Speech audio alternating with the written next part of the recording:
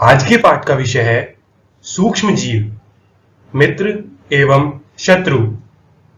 पाठ के विषय, सबसे पहले हम जानेंगे सूक्ष्म जीव क्या होते हैं, सूक्ष्म जीवों के विभिन्न प्रकार तथा सूक्ष्म जीव कहाँ रहते हैं। उसके पश्चात हम मित्रवत सूक्ष्म जीवों के बारे में ज्ञान लेंगे। दही और ब्रेड बनाने में सूक्ष्म जीवों का कैसे प्रयोग किया जाता है, यह भी हम जानेंगे। उसके बाद हम सूक्ष्म जीवों का वाणिज्यिक तथा औषधीय प्रयोग जानेंगे। अंत में हम सूक्ष्म जीवों के पर्यावरण शुद्धिकरण में महत्व को समझेंगे। सूक्ष्म जीव इतने छोटे होते हैं कि हम उन्हें आंखों से नहीं देख सकते हैं, जैसे ब्रेड पर उगने वाले कवक। हम इनमें से कुछ को आवर्धक लेंस से देख सकते हैं, परंतु हम अन्य सूक्ष्म जीवों को आवर्धक लेंस से भी नहीं देख सकते हैं। इसके लिए हमें सूक्ष्मदर्शी का इस्तेमाल करना होगा। सूक्ष्म जीवों को 4 वर्गों में बांटा गया है। पहला जीवाणु, दूसरा कवक, तीसरा प्रोटोजोआ और चौथा शैवाल। विषाणु भी सूक्ष्म जीवों की श्रेणी में आते हैं, परंतु वे सिर्फ परपोषी में ही गुणन करते हैं। पोलियो और खसरा जैसी बीमारियां विषाणु से ही होती है। क्लेमाइडोमोनास, स्पायरोगायरा शैवाल श्रेणी के सूक्ष्म जीव हैं। वहीं अमीबा और पैरामीशियम प्रोटोजोआ श्रेणी के सूक्ष्म जीव हैं।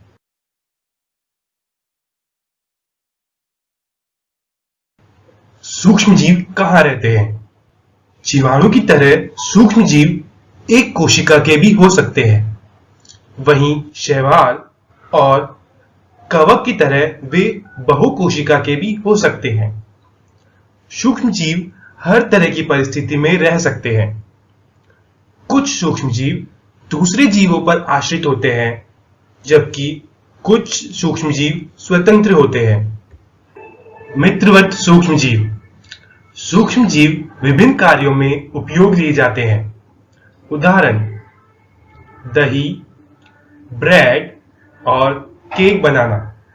पर्यावरण को स्वच्छ रखने के लिए भी ये हमारी मदद करते हैं। कार्बनिक अवशिष्टों का अपघटन भी इन्हीं सूक्ष्म जीवों के द्वारा किया जाता है। दही और ब्रेड बनाने में सूक्ष्म जीवों का महत्व। दही में अनेक सूक्ष्म जीव पाए जाते हैं। उनमें से एक है लैक्टोबैसिलस। यह बैक्टीरिया दूध को दही में बनाता है। बैक्टीरिया लैक्टोबैसिलस दूध में जनन कर उसे दही में परिवर्तित कर देता है। रवा, भटूरे और इडली का संघटक भी दही ही है। भटूरे के लिए हम मैदे में ईस्ट डालते हैं। ईस्ट तीव्रता से जनन कर उसके श्वसन के दौरान CO2 बनाता है। यह CO2 गैस मैदे के आयतन को बढ़ा देती है। सूक्ष्म जीवों का वाणिज्यिक उपयोग। बड़े स्तर पर अल्कोहल, शराब और एसिटिक एसिड के उत्पादन में सूक्ष्म जीवों का प्रयोग किया जाता है। जौ, चावल और फलों के रस में उपस्थित प्राकृतिक शर्करा में ईस्ट द्वारा शराब का उत्पादन किया जाता है। चलिए अब औषधीय उपयोग जानते हैं। प्रतिजैविक दवाइयों का स्रोत सूक्ष्म जीव है। ये बीमारी पैदा करने वाले सूक्ष्म जीवों को नष्ट कर देता है या उनकी वृद्धि को रोक देता है। पशु आहार में भी प्रतिजैविक मिलाई जाती है, जिसका उपयोग पशुओं में सूक्ष्म जीवों का संचरण रोकना है। प्रतिजैविक का उपयोग कुछ पौधों के रोग नियंत्रण में भी किया जाता है। आप सभी ने वैक्सीन का नाम तो सुना ही होगा। चलिए समझते हैं वैक्सीन होता क्या है। जब रोग कारक सूक्ष्म जीव हमारे शरीर में प्रवेश करता है, तब हमारा शरीर उनसे लड़ने के लिए प्रतिरक्षी बनाता है। शरीर को यह भी स्मरण रहता है कि यदि वही सूक्ष्म जीव हमारे शरीर में वापस प्रवेश करे तो उससे कैसे लड़ा जाए। अतः यदि मृत अथवा निष्क्रिय सूक्ष्म जीवों को स्वस्थ व्यक्ति के शरीर में प्रविष्ट कराया जाए तो शरीर की कोशिकाएं उसी के अनुसार लड़ने के प्रतिरक्षी उत्पन्न करके रोग कारक को नष्ट कर देती है। यह प्रतिरक्षी हमारे शरीर में हमेशा बने रहते हैं और रोग कारक से हमारी रक्षा करते हैं। इस प्रकार वैक्सीन अथवा टीका कार्य करता है।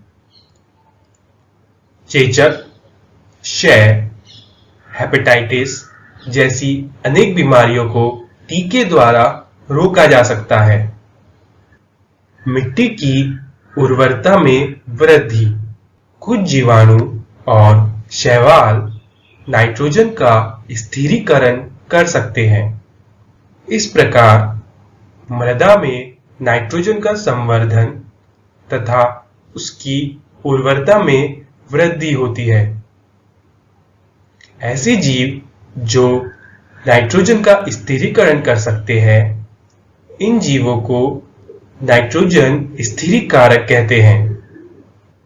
पर्यावरण का शुद्धिकरण। आप अक्सर बड़ी मात्रा में मृत जीवों को सड़ते हुए पादप व कभी-कभी सड़ते हुए जंतुओं के रूप में देखते हैं। इनका प्रमुख कारण है कि सूक्ष्म जीव इन मृत जैविक अवशिष्टों का अपघटन कर उसे सरल पदार्थ में परिवर्तित कर देते हैं। इस प्रकार हानिकारक पदार्थों को निम्नीकरण कर सूक्ष्म जीव पर्यावरण के शुद्धिकरण में हमारी मदद करते हैं। चलिए जानते हैं कि इस पाठ में हमने अब तक क्या क्या सीखा। पहला, सूक्ष्म जीव क्या होते हैं। एक कोशिका या बहुकोशिका के जीव जिन्हें हम आंखों से नहीं देख सकते हैं, ऐसे जीव सूक्ष्म जीव कहलाते हैं। सूक्ष्म जीव 4 प्रकार के होते हैं: शैवाल, कवक, प्रोटोजोआ और जीवाणु। अंत में हमने मित्रवत सूक्ष्म जीवों के बारे में जाना तथा उनके प्रयोग को समझा। उनके प्रयोग कुछ इस प्रकार है। औषधीय प्रयोग। सूक्ष्म जीवों को टीकाकरण के लिए इस्तेमाल में लिया जाता है। वाणिज्यिक उपयोग। सूक्ष्म जीवों को शराब बनाने में उपयोग लिया जाता है। पर्यावरण शुद्धिकरण। और अंतिम, मिट्टी की उर्वरता में हानिकारक सूक्ष्म जीव। सूक्ष्म जीव अनेक प्रकार से हानिकारक है। कुछ सूक्ष्म जीव मनुष्य, जंतुओं एवं पौधों में रोग उत्पन्न करते हैं। रोग उत्पन्न करने वाले ऐसे सूक्ष्म जीवों को रोगाणु अथवा रोगजनक कहते हैं। कुछ सूक्ष्म जीव भोजन, कपड़े एवं चमड़े की वस्तुओं को संदूषित कर देते हैं। आइए उनकी हानिकारक गतिविधियों के विषय में और अधिक जानकारी प्राप्त करें। मनुष्यों में रोग कारक सूक्ष्म जीव। मनुष्य में रोग उत्पन्न करने वाले सूक्ष्म जीव श्वास, पेयजल एवं भोजन द्वारा हमारे शरीर में प्रवेश करते हैं। संक्रमित व्यक्ति अथवा जंतु के सीधे संपर्क में आने पर भी रोग का संचरण हो सकता है। सूक्ष्म जीवों द्वारा होने वाले ऐसे रोग जो एक संक्रमित व्यक्ति से स्वस्थ व्यक्ति में वायु, जल, भोजन अथवा कायिक संपर्क द्वारा फैलते हैं, ऐसे रोग संचरणीय रोग कहलाते हैं। इस प्रकार के रोगों के कुछ उदाहरण हैं हैजा, सामान्य सर्दी जुकाम, चिकन पॉक्स एवं क्षय रोग। कुछ कीट एवं जंतु ऐसे भी हैं जो रोग कारक सूक्ष्म जीवों के रोग वाहक का कार्य करते हैं। घरेलू मक्खी इसी का एक उदाहरण है। मक्खी कूड़े एवं जंतु अपशिष्ट पर बैठती है। रोगाणु उसके शरीर से चिपक जाते हैं। जब मक्खी बिना ढके भोजन पर बैठती है तो रोगाणु का स्थानांतरण संभव है। जो भी व्यक्ति ऐसा संदूषित भोजन करेगा उसके बीमार पड़ने की संभावना है। अतः यह सलाह दी जाती है कि भोजन को सदा ही ढक कर रखा जाए। बिना ढके भोजन को खाने से बचना चाहिए। मादा एनोफिलीज मच्छर इसी का अन्य उदाहरण है। मादा एडीज मच्छर डेंगू के वायरस का वाहक है। हम मलेरिया अथवा डेंगू का नियंत्रण किस प्रकार कर सकते हैं, चलिए हम उसे समझते हैं। सभी मच्छर जल में उत्पन्न होते हैं। हमें पानी को कहीं भी रुका नहीं रहने देना चाहिए। कूलर, टायरों एवं फूलदानों इत्यादि में कहीं भी जल को एकत्र न होने दें। अतः अपने आसपास के स्थानों को स्वच्छ एवं शुष्क रखकर हम मच्छरों को पैदा होने से रोक सकते हैं। जंतुओं में रोग कारक जीवाणु। अनेक सूक्ष्मजीव केवल मनुष्य एवं पौधों में ही रोग के कारक नहीं हैं, वरन वे दूसरे जंतुओं में भी रोग उत्पन्न करते हैं। उदाहरण के लिए एंथ्रेक्स मनुष्य एवं मवेशियों में होने वाला भयानक रोग है जो जीवाणु द्वारा होता है। गाय में खुर एवं मुंह का रोग वायरस द्वारा होता है। पौधों में रोग उत्पन्न करने वाले सूक्ष्मजीव। अनेक सूक्ष्मजीव गेहूं, चावल, आलू, गन्ना, संतरा, सेब इत्यादि पौधों में रोग के कारक हैं। रोग के कारण फसल की उपज में कमी आ जाती है। तालिका में कुछ पादप रोग दर्शाए गए हैं, जैसे नींबू कैंकर जो जीवाणु द्वारा होता है तथा इसका संचरण वायु के माध्यम से होता है। अन्य उदाहरण है गेहूं की रस्ट तथा भिंडी की पीत। खाद्य विषाक्तन। सूक्ष्म जीवों द्वारा संदूषित भोजन करने से खाद्य विषाक्तन हो सकता है।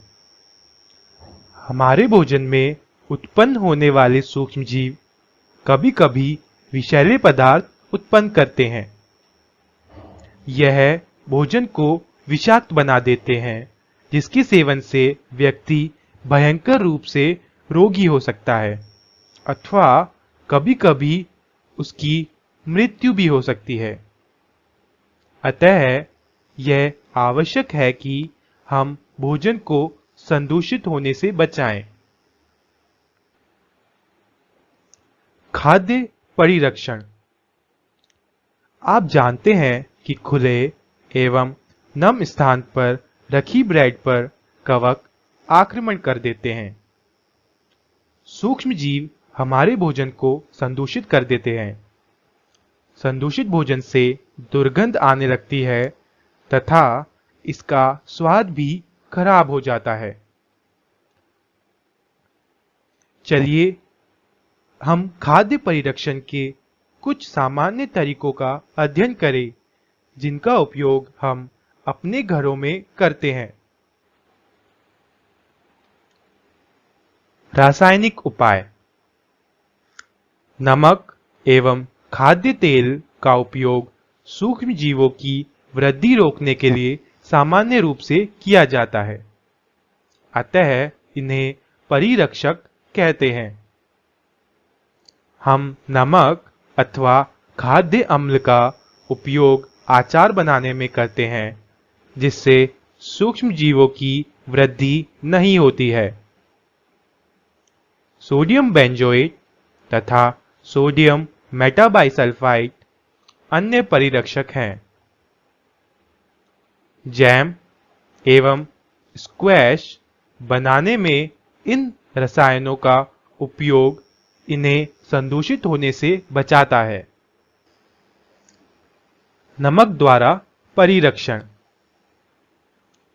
सामान्य नमक का उपयोग मांस एवं मछली के परिरक्षण के लिए काफी लंबे अरसे से किया जा रहा है। जीवाणु की वृद्धि रोकने के लिए मांस तथा मछली को सूखे नमक से ढक देते हैं। नमक का उपयोग आम, आंवला तथा इमली के परिरक्षण में भी किया जाता है।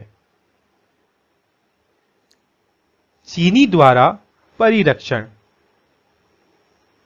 जैम, जेली एवं स्क्वैश का परिरक्षण चीनी द्वारा किया जाता है।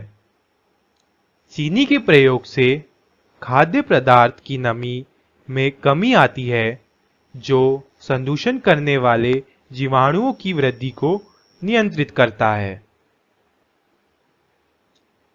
तेल एवं सिरके द्वारा परिरक्षण। तेल एवं सिरके का उपयोग अचार को संदूषण से बचाने में किया जाता है, क्योंकि इसमें जीवाणु जीवित नहीं रह सकते हैं। सब्जियां, फल, मछली तथा मांस का परिरक्षण इसी विधि द्वारा करते हैं। गर्म और ठंडा करना। आपने अपनी मां को दूध उबालकर रखते हुए देखा होगा। दरअसल उबालने से अनेक सूक्ष्मजीव नष्ट हो जाते हैं। इसी प्रकार हम अपना भोजन रेफ्रिजरेटर में रखते हैं, क्योंकि कम ताप पर सूक्ष्मजीवों की वृद्धि रुक जाती है। पाश्चरीकृत दूध। पाश्चरीकृत दूध को बिना उबाले इस्तेमाल किया जा सकता है, क्योंकि यह सूक्ष्म जीवों से मुक्त होता है। इसके लिए दूध को 70 डिग्री सेल्सियस पर 15 से 30 सेकंड के लिए गर्म करते हैं, फिर एकाएक ठंडा कर उसे भंडारण कर लेते हैं। ऐसा करने से सूक्ष्म जीवों की वृद्धि रुक जाती है। इस प्रक्रिया की खोज लुईस पाश्चर नामक वैज्ञानिक ने की थी, इसलिए इसे पाश्चरीकरण कहते हैं। भंडारण एवं पैकिंग। आजकल मेवे तथा सब्जियां भी वायुरोधी सील किए गए पैकेटों में बेचे जाते हैं, जिससे सूक्ष्म जीवों से सुरक्षा होती है। वायुमंडल में लगभग 78% नाइट्रोजन गैस होती है और जीव जंतु नाइट्रोजन गैस का सीधे उपयोग नहीं कर सकते। बिजली चमकने पर वायुमंडलीय नाइट्रोजन नाइट्राइट और नाइट्रेट्स में बदल जाती है, जो वर्षा के जल के साथ भूमि में मृदा में मिल जाते हैं। दूसरी तरफ दलहन पौधों की जड़ों के नोड्यूल्स यानी गांठों में उपस्थित राइजोबियम जीवाणु नाइट्रोजन को अमोनिया में बदल देते हैं, जिसके जल में घुलनशील रूप का प्रयोग पौधों द्वारा किया जाता है। वह नीले हरे शैवाल भी वायुमंडलीय नाइट्रोजन को अमोनिया में बदल देते हैं, जिन्हें अन्य जीवाणु नाइट्रेट्स में बदलते हैं। नाइट्रोजन के इन यौगिकों का प्रयोग पौधों द्वारा किया जाता है और यह नाइट्रोजन प्रोटीन, क्लोरोफिल और न्यूक्लिक अम्ल और विटामिन में उपस्थित मुख्य तत्व है। पौधों पर निर्भर करने वाले जंतु उनसे प्रोटीन एवं नाइट्रोजनी यौगिक प्राप्त करते हैं। पौधों एवं जंतुओं की मृत्यु के बाद मिट्टी में उपस्थित जीवाणु एवं कवक नाइट्रोजनी अपशिष्ट को नाइट्रोजनी यौगिकों में बदल देते हैं, जो पौधों द्वारा उन्हें उपयोग कर लिए जाते हैं। और कई जीवाणु नाइट्रोजन यौगिकों को पुनः नाइट्रोजन में बदल देते हैं और वायुमंडल में वापस भेज देते हैं। तो है ना सूक्ष्म जीव हमारे लिए बहुत